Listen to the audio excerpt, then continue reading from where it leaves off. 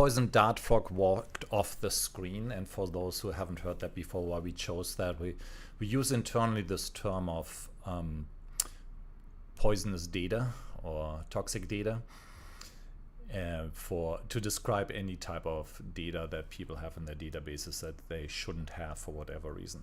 But Jeff, lead us in. All right. Hello, everyone. Glad you could join us today, and welcome to YBYR Rights, a weekly interdisciplinary discussion and podcast about data ownership, digital rights, and your privacy. In today's episode, number 32, we will talk about privacy, elections, and PsyOps. And that's what I said, PsyOps. How are we profiled as voters? Why are there more and more attempts to manipulate our votes? And how can we stop it? I'm Jeff Jokish, founder of Privacy Plan and a local data privacy researcher. I live at the intersection of privacy and data about privacy.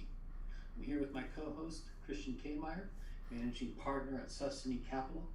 Chris runs a venture firm focused on blockchain solutions, and as a former software developer and lawyer, he's been working on data rights and the future of money and recreating reality consensus. How can we do that, Chris? Yeah, so for quite some time, so for about 14 years, I've been saying that we actually never developed the World Wide Web. What we developed is the commercial web. So when you're on Google, you're not on the World Wide Web, you're a non-player character in a game called Google. And these are a lot of the topics that we're going to touch about on today, and from different angles, and we have been addressing this in the past, because in my mind that has as an externality led to kind of the splinternet and the splintering of reality, that everybody can live now in their own reality, and this is what these profiling solutions are exploiting.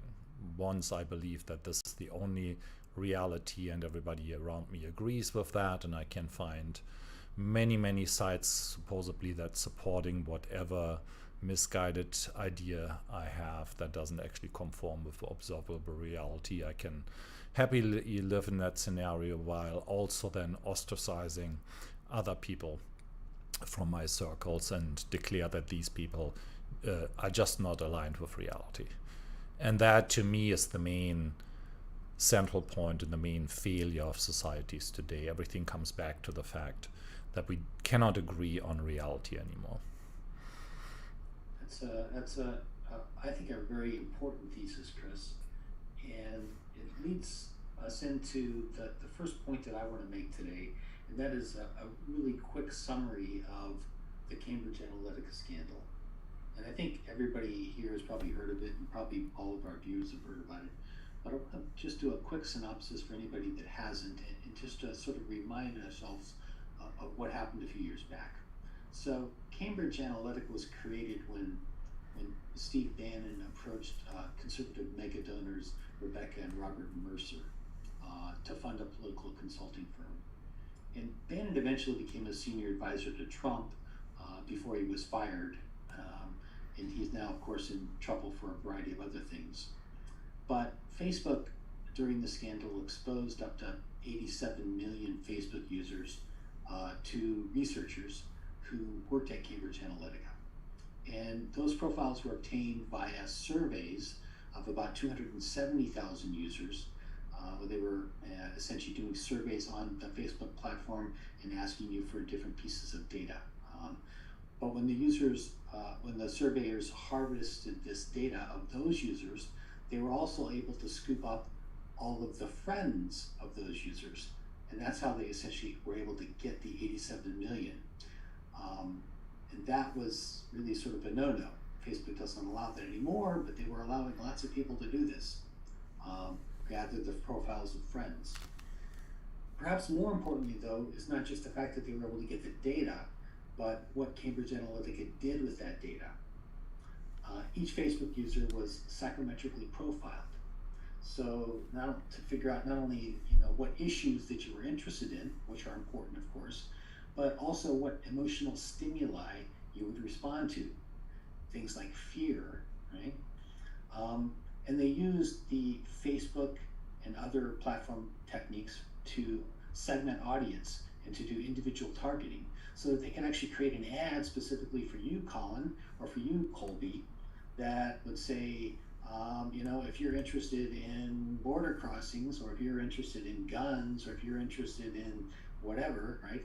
And you respond to this particular emotional response, here's the ad for you.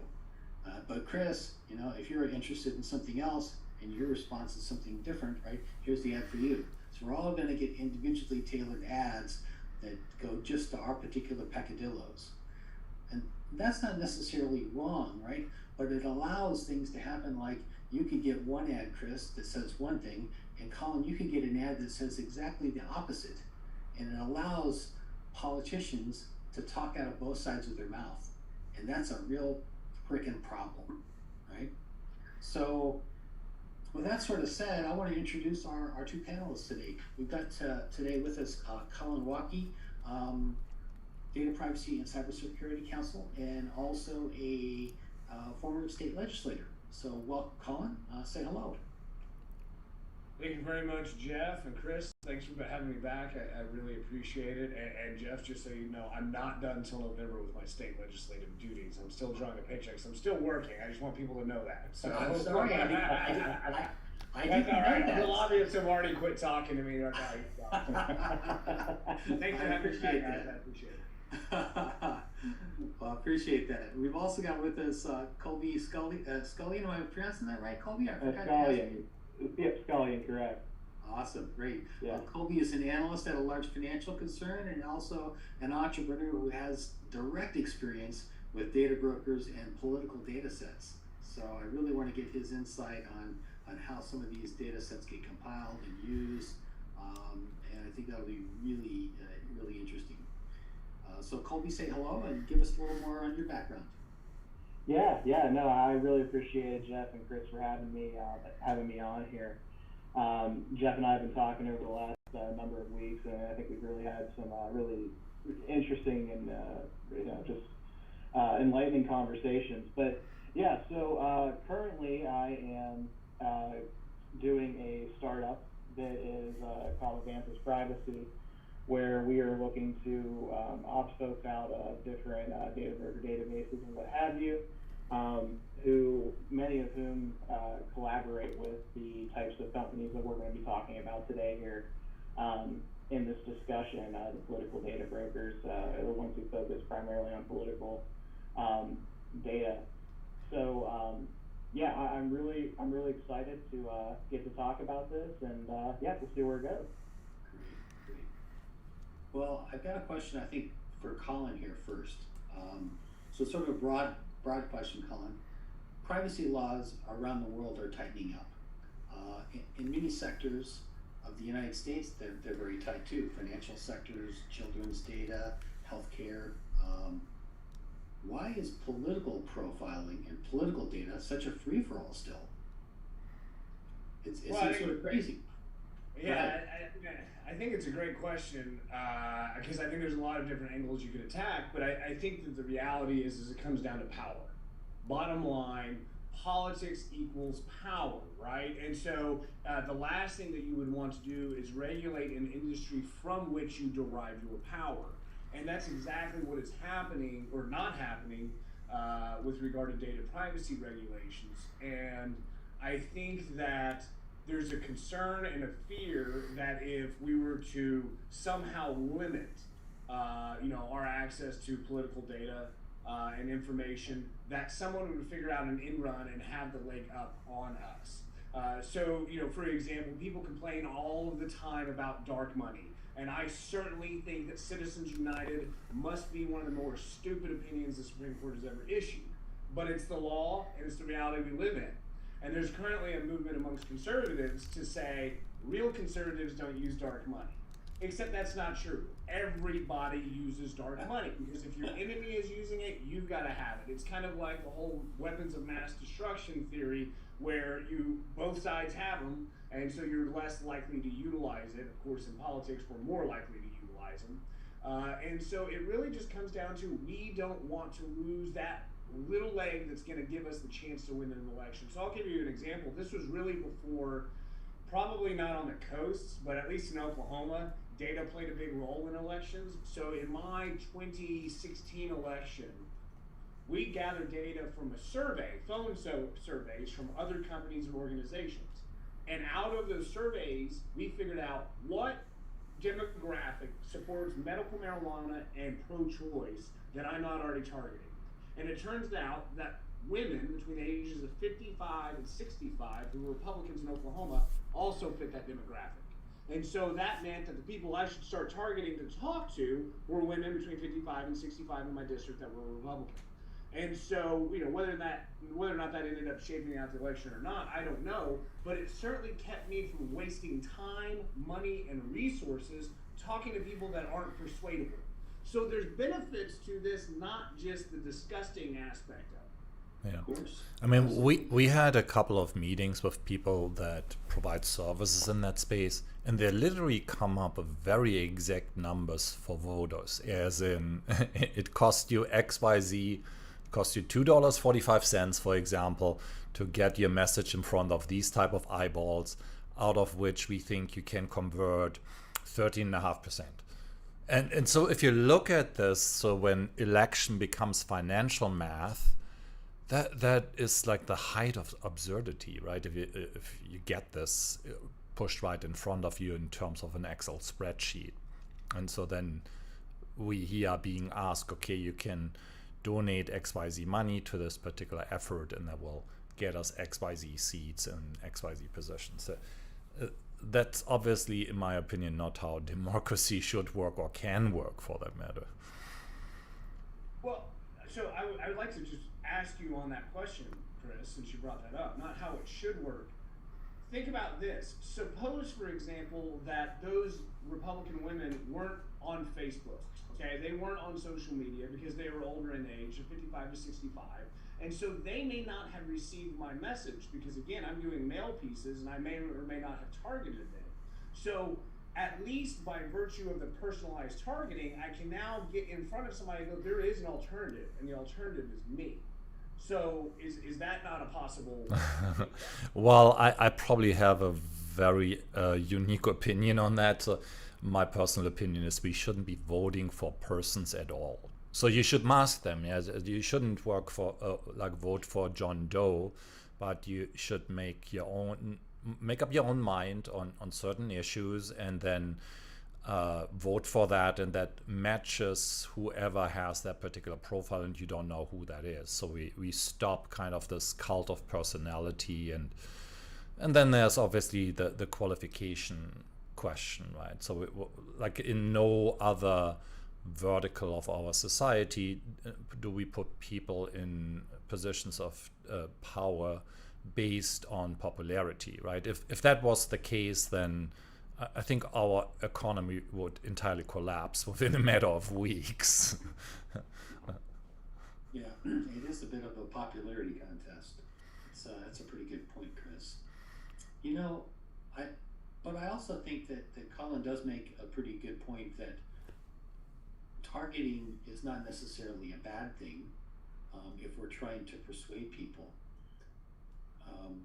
We talk about all the bad stuff with Cambridge Analytica, and link that to the Trump campaign. However, if we actually look, back a few years, the Obama campaign was actually, I think, I'm probably not the first, but they did a pretty damn good job with using data science to get him elected, right? And I don't know much about that particular effort. I don't think that they were doing nearly, the kind of targeted segmentation that happened with the Trump campaign, for instance. But we know some of that stuff happened, right? Both sides are using the technology. Well, and I think to that point, Jeff, it's the manner and method by which you use it, which is where we're going to have that fight, right? What's the ethical use of that? Right. And in that regard, there's a website called badvoter.org. And badvoter.org was set up by a guy here in Oklahoma because there's studies that show if you know that your neighbor votes and your information is public, whether you vote or not, you will feel shamed into voting. And so he created this website so you can look up anybody and in Oklahoma and find out when the last time was that they voted in an election. So then the question is that an ethical use to shame them into doing that? Is that good or bad? I don't know. Yeah, that's a very old trick. Yeah, so I've been doing a deep dive recently in all the Habbing forming analysis. There's some really, really good books that everybody should re-listen to if they haven't already listened to it. Listen to it for the first time. And we can share those in the show notes, but they speak exactly to what you were just talking about. So like, and obviously these tools work for good and bad, right? So you can deploy them to get people to do the right thing, work out, eat healthy, and otherwise be pleasant to society, and or coerce them into doing something that's ultimately against their own interest, right? So something like non-voting, and that brings us back to our actual discussion. I think that was actually the most effective tool deployed in the past campaigns, not actually getting people to vote for you, but simply to not get certain people to vote that were undecided, not get them to get to the ballot box at all, if I remember that correctly. Yeah, convince them that it's not worth their time to vote, right? And that's just ultimately wrong, right? So that's definitely against your own best interest if you decide not to have a vote, right? Let's get Colby into this discussion. I had a question for you here. Let me see if I can find that, Colby. Our votes themselves are private, supposedly, right? So who you voted for is not supposed to be something that's known. But our party affiliation is very, very public in the United States. If we couple that information with our demographic information, our behavioral information that's very public with a lot of data brokers, you can get a pretty interesting and detailed profile of anybody pretty quickly. Yeah. Why are we allowing this, and what kind of data is out there? You've seen it. Yeah, I have. So, I think a little bit of background kind of on how I had seen some of this data. So, not terribly long ago, I had started a company that was really trying to bring data analytics to a smaller scale campaign, such as like local judges, commissioners, and what have you. I found myself in need of some data appendages essentially within my state voter file that I had downloaded. You can go to Pennsylvania, you can go to there's a full data export that you can get for like $20 in my state. And there is a massive amount of data in that. Some of the data fields include obviously first, last name, address, some phone numbers, though not all. You have the option to not supply that. Obviously, another thing that I find interesting about the public voter files, and much of them look very similar, from my understanding, to Pennsylvania, is they have so many years of your voter history. And what it tells you is what elections you voted for. I can go in and I can see what elections you voted for. Additionally, I can go in and see what party you were registered at the time that you voted. So you can see, if you look through somebody's kind of chronology, their voter chronology, you can see them, maybe starting out at, Democrat, moving over to Republican, vice versa. So you're able to see a lot of that. So seeing voter patterns like that is incredibly helpful. And our company, we had decided that we were probably going to stick with trying to just use the public data. However, we found it potentially useful if we had gotten some data appendages from some larger brokers. And then really what I found from some of these brokers, and this is my first time getting into this space. I was ignorant to it prior to this.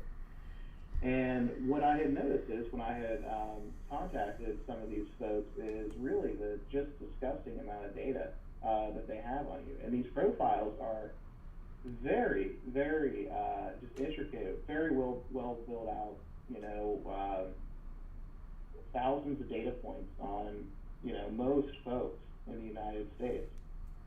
So when it comes to, usually what I find from a lot of these political brokers are, they usually try to take the state data, which is not perfect, but it's a very good starting point. They then add a lot of consumer data that usually purchased from very large brokers, and then really create a bunch of different profiles for them, what box they really fit into. And I think it's it's a dangerous thing whenever you are micro-targeting folks. When you're micro-targeting folks, say online, through social media and what have you, when so many voters nowadays appear to be, and this is just an observation, I don't have any particular data backing this, but many do seem to be single-issue voters. And if you can micro-target someone with one particular message, even if you flip just a few percentage of votes, that could be really, really massive, and it could be an incredibly dangerous thing to our democracy. Well, it's not only democracy, right? So what I found so confounding is when I heard about the statistics I'm looking at it here on my screen. It's now more likely that you marry someone from another race in the United States and you marry someone from another party affiliation. So there's the statistics that I'm looking at here from last year that inter, I don't even know the right word for it, interpolitical, let's call it that, marriages are like 21%, whereas 79%, if I read this correctly, wouldn't consider marrying someone from another party, right? So you have this enormous divide that is based on basically groupthink, right? So people acquire like a wholesale belief system that XYZ shouldn't exist, and that then leads to them basically discriminating against the other half of the population, or more than that, really, right? Yeah. Well, and Chris, to your point earlier about we didn't build an internet, we built a marketplace, right? I think it's the same thing here. We all had the optimism, and I say we, I was a child, but in the 90s, you all, other people, built an internet that was the optimism being diversity, diversification. We're going to have the Library of Alexandria that we're all going to be able to learn from. And instead, what we got was homogeneity and uniformity of thoughts, because you no longer were exposed to those diverse ideas, etc.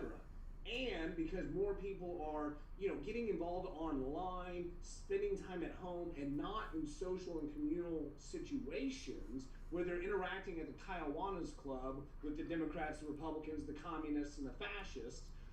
They're all just hanging out with themselves. They no longer know how to dialogue with people who disagree with them. And that's a severe, severe problem. Yeah. Let me add something real quick, Colby. There's sort of a line of thought that I've read in a couple of books where they say that the way people vote is not by choosing a politician or even by choosing an issue, though I think it's a lot about issues, as you noted, but by asking themselves, who am I, right? And saying that I associate with this particular belief set or this group, right? So I am a staunch conservative, I am a Texas conservative, I'm a California liberal, whatever it is, how I define myself, right? And then I ask myself, if I'm a California liberal, how would a California liberal vote? Yeah. I would support this politician or I would not, right? And that's the calculus that people use to figure out how they're going to vote. How would a person like me vote? Not should I vote for this person, but how would somebody like me vote? Yeah, I think so, Jeff. I think you're right. I think you make a really good point there. I think it's in human nature to really try to put yourself in a team, to put yourself within a particular tribe who is there to protect you, who is there to validate you, and your belief systems. And I think that, and Colin really made a fantastic point with the internet kind of homogenizing ideas, because whenever it's fairly dangerous whenever you have so many folks who are really within a particular, we'll call it a political profile. I almost feel like the political profiles have probably, amongst people, have probably shrunk. But going back to what I was saying with, in terms of kind of being within your own particular tribe, is that you have this, like if you consider yourself a California liberal, you're going to find your people, you're going to vote that particular way. There's not that many folks right now out there who are like, I'm pro Second Amendment and perhaps I'm pro-choice or something like that. It all seems to be like you can't really get your politics a la carte these days. It's always seemingly like I have to pick a side here. And America is really seemingly, to me, obsessed with really debating each other on the 10% of items that we don't agree on. We'll never talk to somebody about the 90% that we agree on. And, that 10% can be very easily exploited by bad actors and folks who are trying to, monetize your voting in a sense. So it's a shame to see that things are going this way, but I'd definitely like to see kind of more individualism from voters, because it's incredibly difficult now through with social media and people essentially becoming walking algorithms. And I think, Jeff, your point about I am this, therefore I vote that is great, because I really think you see that with the rise of Donald Trump. Because I bet, I could be wrong, but if I had asked all of you before the 2016 election who was going to be the lead, Ted Cruz, Jeb Bush, whoever it was, Donald Trump probably wasn't at the top of your ticket, right? But he was for everybody else. And why is that? Because forever, Republicans have been Republicans in name only to the diehards. And so the diehards don't consider themselves Republicans, they consider themselves constitutionalists. You've got to do the right thing no matter what the lobbyists say, and Donald Trump was willing to do that. You see that in Oklahoma. There was a primary against our very conservative Republican governor. I mean, we have the most restrictive abortion laws in the country, the most anti-LGBTQ laws in the country. We are a horrible state for human rights, okay? And yet he was attacked from the right, while the person was registered as a Republican, he called himself a constitutionalist. And so I think that you're right. People, even if you're on the far right, you're going to find another group to identify with. So I think that's a great point. Interesting. So Yeah. Colby, in your data research, did you come across any useful laws and regulations that could work against that would allow people to have their data deleted from these particular databases that you came across? Yeah, so the first thing, of course, I'll mention, many of the folks here are familiar with, and the viewers, is the CCPA. Whenever you go to a number of the political data broker sites, whenever there's a possibility that they will allow you to opt out, even though some of them only honor it if you're a California resident, which legally is what they're bound to do. However, some of them decide, like many data brokers decide, well, okay, we have, in order to kind of keep a little bit of a lower profile, we're going to allow, say, somebody in Arkansas, somebody in North Carolina to opt out as well under, the same link. But yeah, it's very difficult because you can opt yourself out of these. However, you'll still be on your state databases. So you'll still have a fair amount of your personal information that will be, always consumed by campaigns, that will be consumed by, super PACs, will be consumed by the brokers themselves. So that is one hope I have. I have to say, and this is moving slightly away from your question, my apologies, Chris. One thing that I am fairly concerned about is,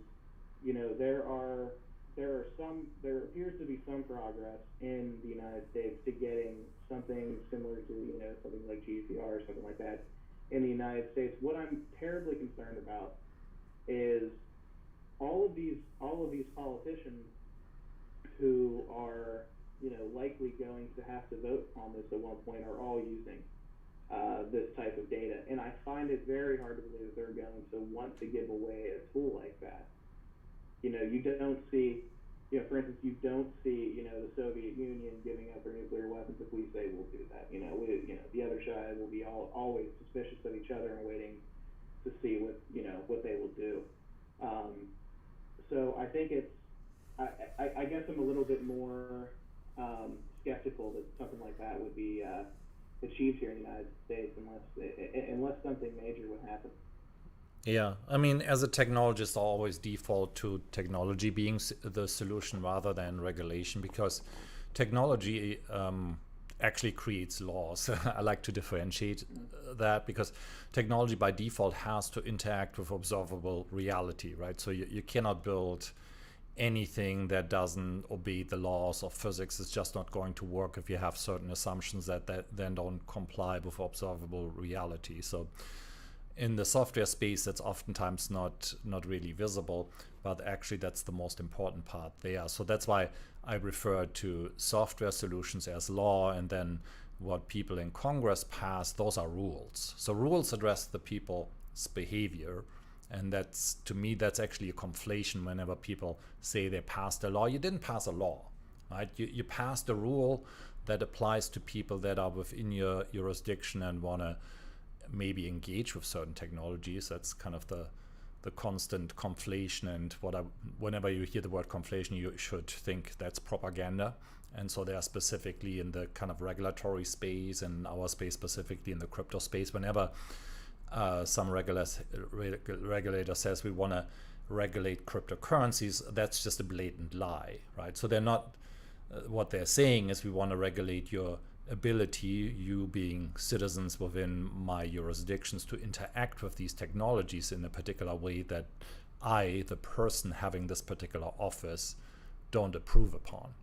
And so point there being is, I think oftentimes what we do is we're basically personifying and anthropomorphizing functions of societies, and that makes it very hard to then assign attribution to certain outcomes, i.e. the government doesn't do anything, right? So governments are functions of society. So it's always individuals. And then what I'd love to see, that for every statement that we put out, every draft for any regulation that we put out, we should identify the actual individuals that were paid to create that, right? That should be a mandate, just for transparency reasons, because it's my understanding, and Colin can probably explain this much better, that it's obviously not typically a congressman that in their spare time is writing regulations. Is typically being fabricated at K Street, is my understanding, and put in front of his desk and then explained to him over a meal, I guess. Am I wrong about that, Colin, or is that how it works?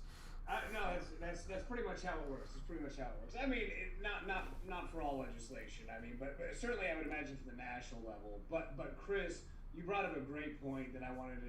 It's like you and I should be friends. In 2018, I thought we were. I ran legislation in Oklahoma that said you have to disclose the source of where you got the language for your bill. And it never got a hearing in a single committee. Wow. Yeah, and so transparency is not what the government, or at least the people in power in government want. That's actually the opposite. Yeah. But hey, we're on the same page about that. Yeah, technology is the solution, right? So I'm heavily involved in what people call CBDC. Actually, we want to start renaming that because we want to take the central out of it. But so the point there being is, in my mind, if it's in any shape or form, so by it I mean any type of digital value entries, let's call it money for this particular discussion, it's not nuanced enough, but if this is flowing through or with the help of government officials in particular directions, then it should be obvious, observable to every citizen at any point in time while it's happening, right? And that is entirely accessible to us with current technologies. And so that's one of the design elements that I want to see, because essentially what we're doing right now is the obvious. Like all your private personal financial transactions are public, right? Are being surveilled without a warrant, wholesale every day at the penny level, so that Target can make sure that they know when your daughter's pregnant before you know. And on the opposite side, whoever created the words that you're supposed to be living by under new regulation, you have no idea who paid for these words and how they came into being and how they became quote unquote law. Again, don't call anything that's coming out of Congress a law. It's just a rule. It doesn't change observable reality. It might change the behavior of some people. Like I usually say, if you actually wanted to change anything in the real world, you should make rules for technologies, right? So the obvious example is if we were serious about not allowing drivers to exceed the speed limit in general terms, so no driver should ever exceed 75 miles per hour, for example, that'd be fairly easy because there's only so many car companies, so you can just send all of them a letter and saying, well, from this day forward, all cars that you're producing can only drive 75 miles per hour, and you're done, right? So you can get rid of every policeman in the country that's wasting their time standing at the side of the road to meet anybody, and the cars would just be driving that. But in reality, I never drive 65 miles per hour, and I assume that outside of the occasional elderly, disabled, visual person, no one does that in reality, observable reality, right? So point there being, though, it's very important, I think, that we get the semantics right. So like call things what they are, comes back to reality consensus, and get attribution right. It's like who is actually doing something, who is enacting something, rather than creating the smoke screen. The SEC is doing something. No, the SEC doesn't do anything, right? It's a government agency of sort. It doesn't have its own will. It has certain people, and these certain people are doing something. And then the next obvious question is that, like, why are they doing that? Why are they giving these particular presentations and public statements? And like, are these your words, or are these words you're repeating because someone gave them to you? And if they gave them to you, what else did they give you outside of the words, right? Jeff, you're on mute. I was going to say, Chris, Colin has to go here in a moment. I wanted to, if he's got a couple minutes before he leaves, I wanted to ask him one quick question. Maybe not a quick question, a question at least. How do we solve this problem? Is there a solution at all? I mean, if we talk about the targeting being both good and bad, and maybe not having a real solution in terms of privacy law, at least yet, could we solve this by regulating the social media platforms, by getting them to stop using political ads? Is there some solution there? Yeah, I mean, I think it's a great question. If I had the answer, I'd patent it right now. But I think there's two approaches. I mean, and part of it is to your question, Jeff. I think that part of it is, even if you were to say no more political ads on social media or whatever, you still have the people on there parroting the problems. So I think you have two options, and maybe they can work synchronously. But I think that right now we're having a fairly heady discussion. We're four white men sitting here having a fairly heady discussion, fairly well-educated individuals. Meanwhile, there are a far greater number of individuals in this state of Oklahoma right now that are working, barely trying to get by, and don't have the time to parse language between rules and laws, right? These sorts of distinctions. So I think what we have to do is we have to have the heady conversation at a regulatory level.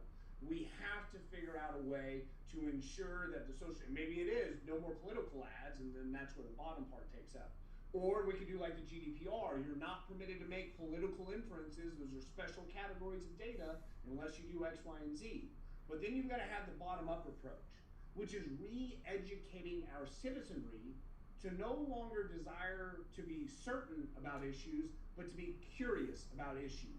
And that starts in kindergarten, first grade, second grade on up, so that individuals, when they're confronted with an ad, no longer just go, yep, that's right, and instead actually investigate the problem. So I think it's an educational piece that starts in kindergarten with critical thinking, and that's a whole other conversation about how we need to redo our educational system and not teach to test, but teach to think. And so I think it's got to be a bottom-up and top-down approach, because otherwise I don't see it happen just up here. You'll still have the people parroting bad information out there. Yeah, and the middle, I agree with those two things. And then in the middle being, like, even if you train yourself in critical thinking over and over again, I try to do this at least every 90 days where I go through all the basics again, which I assume most people don't, just like watching conversations. But larger point there being, though, even I'm not immune to just stumbling over those obvious fallacies, because once you're inundated, once you're in this data silo, you're becoming helpless, right? So if the technology that you're engaging with has just this enormous information overhead and knowledge about you, and can influence you based on your blood sugar level, let's call it, right? So based on the fact that now you don't have enough willpower to not buy the Doritos or whatever it is, right? So then it doesn't help you in that particular situation. So point there being is, the kind of obvious things to do here is, in my opinion, and I'm always interested in everybody chiming in on that, is when I engage with any technology, doesn't matter what technology it is, so let's call it the internet, the World Wide Web, and then any applications built atop of that, I think I have the right to be given the choice to what I want my outcomes to be. So what I mean by that is, you can choose to be just entertained. That's totally fine, right? I'm not against that. But then most often that's not what I personally want. I want to be engaging with information specifically, and that's what we're largely talking about, to be better informed and make better decisions that affect my own life and then maybe the society at large that I'm living in. So point there being is, we are never being given that choice. So like, you don't be given the choice when you join one of these quote unquote social media platforms, that while engaging with that, I want to feel loved and happier and healthier, and I want to be exposed to XYZ content that fosters that particular feeling, right? I always liken it to the fact that if and when we actually have self-driving cars, I would have the expectation that I tell the car where to go and what route to take, and the car doesn't decide that, today I feel like going to Monterey and I'm going to take the scenic route, right? But somewhat absurdly, we allow this to happen with information distribution, which overrides everything else, right? So everything else is downstream from that. Anyway, so I'm prone to these rants. So Jeff, we probably have to come up with like a split-in of sorts where it will just bleep me out. It's like, cut it, cut. Chris is going on a rant again. Playing some music. I'm gonna hop off real quick. It was a pleasure. Thank you all for having me. I appreciate it. Go tell those bankers we have all the bank buildings that we'll ever need, and 90% more than that. So like, take care, Colin. Good luck. You know, I think the critical thinking piece is a good one to bring up, Chris. But one thing that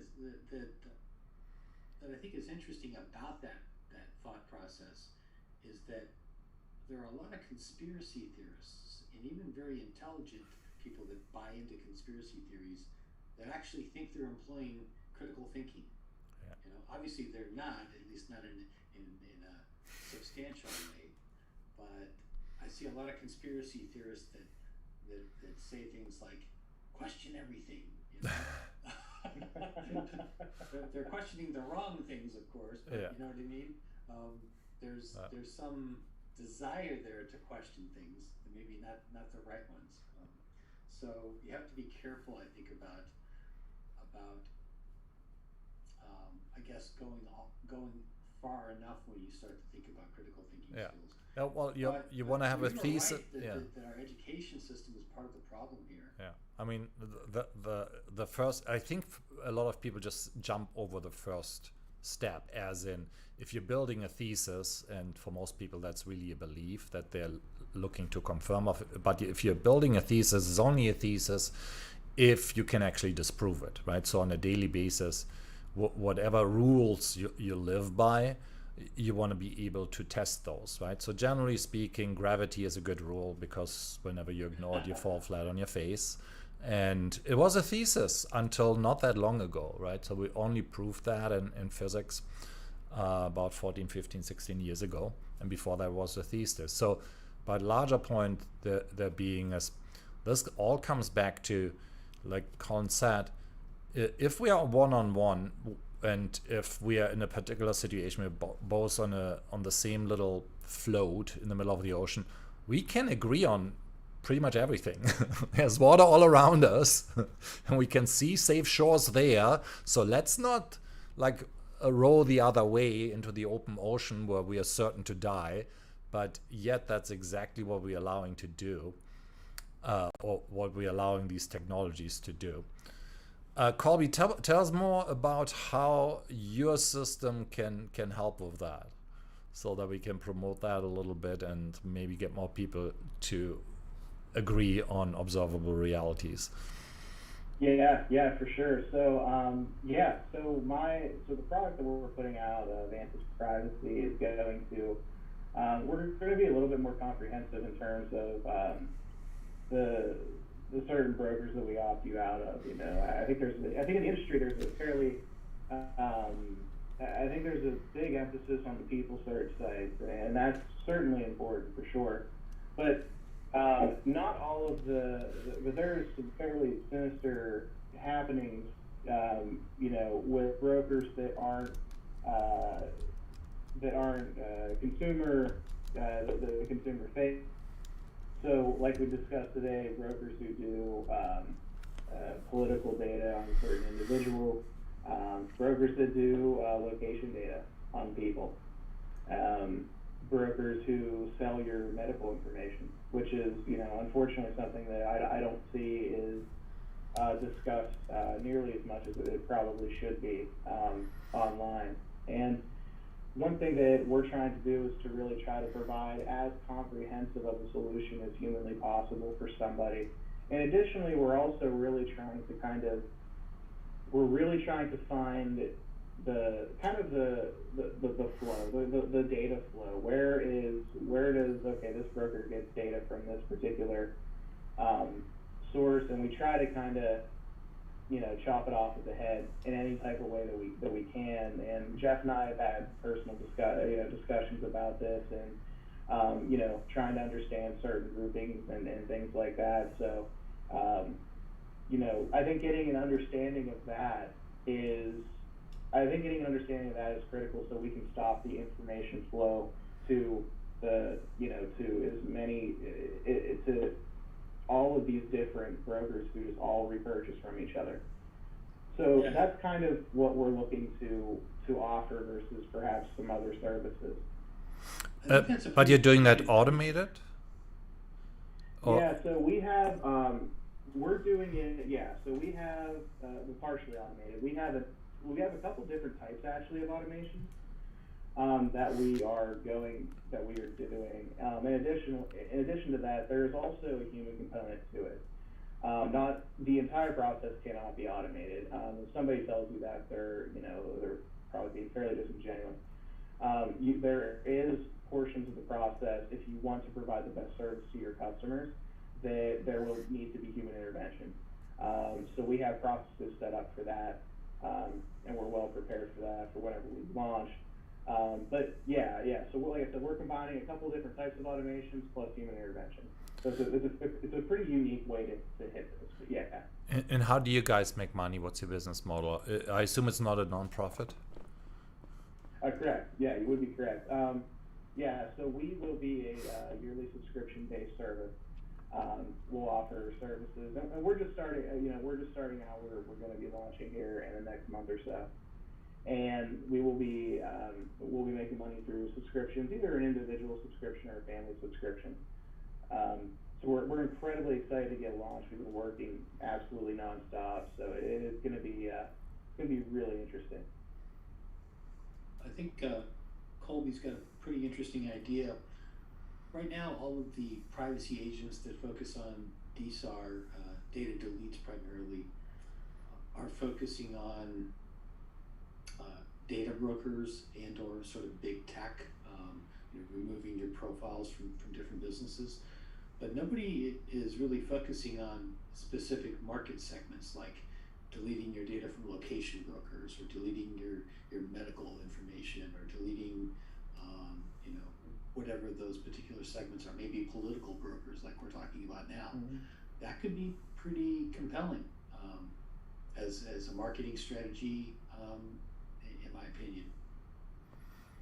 So I'm certainly hoping that, I think a lot of people are going to find value in what we're doing. Again, it's not just the people search sites that are a danger, although it is a significant danger. There are just so many other segments that we are, still currently trying to build procedures and automations around to remove you. Our list of removals is getting larger and larger as the days go on. And once we launch, that'll only continue to grow. So I'm incredibly excited to get, number one, to get launched, but also to continue to provide, to continuously provide, just updated services. And as more of these segments come out and as more information comes out as well, we're always looking to better ourselves. So how can you ensure that the data is actually being deleted? Because from like a technical perspective, like this usual request of like GDPR and CCPA, the right to be forgotten is sort of quaint, because from a technical perspective, it's actually surprisingly for most people, not for us here, but surprisingly hard to forget anything. I think by now most people know that if you're like dragging a file in your recycle bin on Windows, it's just being moved to a different folder essentially. It's not being deleted. And so it's actually a very complicated process to remove something permanently that you digitally recorded. But then what are the assertions that you're getting back, and or what are the specifics that you're asking for? And there I'm specifically like asking for the nitty-gritty detail, and maybe we'll make this available to everybody listening. It's like, are you specifically asking, hey, delete what you have in your database and also delete it from your backups, and then also tell us who you shared it with, and then also give us the information of those people and so forth? Yeah, so that's a fantastic question. So when it comes to, and it depends on the type of broker really. So if you have a broker that isn't necessarily customer facing, right, if it's not a people search site, for instance, you are, part of it depending on how they operate, you submit these requests. Many times they'll come back to you and confirm it. We've been doing this for months. We've had contact with a number of these different companies, really asking in terms of, hey, I need to confirm that this is removed. Additionally, if this is removed, is it removed from your partners as well? And then who are your partners? And that's usually when the conversation breaks down. But in terms of, we've also employed a method of certain sites that certain companies that you can opt out of. Of course, you can do a CCPA opt out and deletion request. What we would do is follow back up with them through a CCPA access request, and if they come back and say that we have we don't have anything here, that is that is somewhat of a confirmation. However, in terms of backups, that is why we have that's why we are somewhat concerned about, and that's why we're doing a subscription basis, to where we can continue throughout the year to continue to make these requests for you, because there always seems to be a way that that they pop back up, whether you apply for a new credit card. Once you apply for that new credit card, that data flows from, say, TransUnion or Experian into their databases. Well, it's like, oh, well, nothing happened, so here's their information again. So that's why we try to stay proactive with it and always stay on top of it. And so, again, this is probably a nerdy and specific question, but is there a way to ask those companies to give this assertion in a very particular way? So the obvious example would be, I need a sworn testimony from you that you did that, right? So that I have recourse later. It's like, you give me the sworn testimony and you violated that, and these are the particular consequences of that, right? Because if they are in the position to obviously not give you any access, give you any visibility, they can just tell you, yeah, we don't have it, and then later say, well, at that point in time we didn't have it, we had it the next day.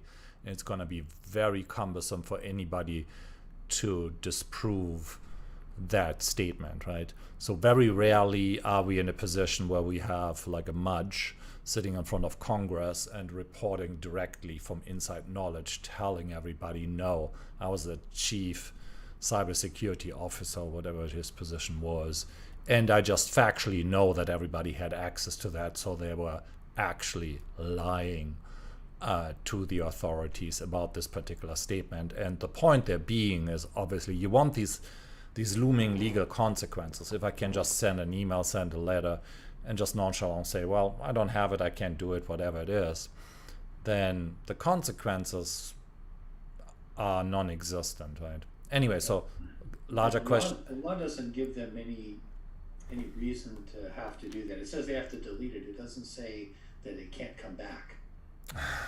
There's nothing in the law that says they have to do that.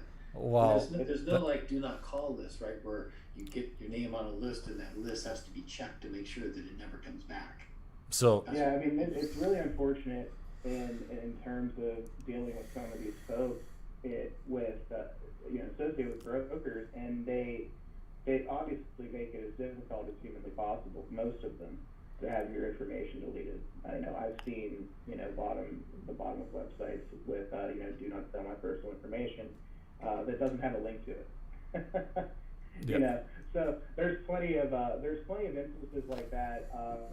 Chris, to answer your question, I think that's a really interesting. I think it's a really interesting idea. I think that having brokers having brokers to kind of play ball when it comes to something like that. My concern is that they'll feel that there's not a legal requirement to do that, and would likely ignore me. But I think what you said is interesting, because there could be a way around it. I think it's just something I probably have to think through a little bit further. yeah, I mean, the other part of that, and we are on top of the hour, so I keep it short, but the other part to that is always the kind of private right, rather than the stick of the government, that I have my own stick. So, i.e., to put this loosely, I would claim that I have all intellectual property to all my data and to my name and everything else that's associated with that. This is my property, hence the name of your show, of our show. And as such, when I tell you not to use that in any shape or form, you're violating my rights. You're violating my intellectual property, my personal property. You didn't have the right to use that. You didn't have the right to sell that. And there is a little bit of a hint for that in there, in CCPA specifically, and that's kind of food for thought, because there is this interesting requirement that if you ask a data broker what your data is worth, at least for California citizens, they have to give you a number. That's a requirement of CCPA. So you see my point. At that point in time, you have standing, because it would presumably very unusual if you got the answer, well, it's worth nothing, right?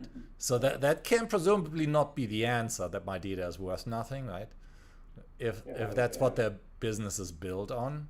And you can obviously find out what these companies are charging for data sets, if that's their business. So if they're telling you it's worth nothing, they're just lying. I don't know what the consequences of that is. But point there being is once they give you that value, now you have standing. So at least these are your damages. You told them not to use it again, so to speak. They used it again. So now you have standing, and whatever other damages, like me wasting my time to contact you again, or me employing your service to make that data disappear again, quote unquote, these are my damages, right? And I keep hammering them with those damages basically on a daily basis. So that's really what I'm after. That's what I've been after for well over a decade, that we need to develop these tools let's call it legal forensic tools, and then fight fire with fire. So use the same like templates and automatizations that these companies deploying to make people go away. Here's your standard response. Here's an 800 number that leads to nothing. Here's a FAQs that don't give you anything, right? And do the reverse that. And we need to do more of that if we want to live in healthy open societies where we are not being manipulated every second of the day. End of rant. Jeff, do we know what we're doing next week? I put something into the show list. You did. That I've got actually one more thing I want to tell Colby before we go though. I have a quick idea. You know what? I'm gonna do that off screen. But stay around here after you do the extra here because I've got an idea. Yeah, that sounds great. We do have something for next week. How to end the financial surveillance state. Sounds like that would be a good thing for October 7th, our next weekly show. So let's do that. And I want to thank our guests, Colby Scullion and sorry, where's my notes? Colin, yeah, Colin Walkie. So this was a great discussion. Got a lot of ground covered. I hope everyone enjoyed the show. We will see you next week on Your Bites, Your Rights.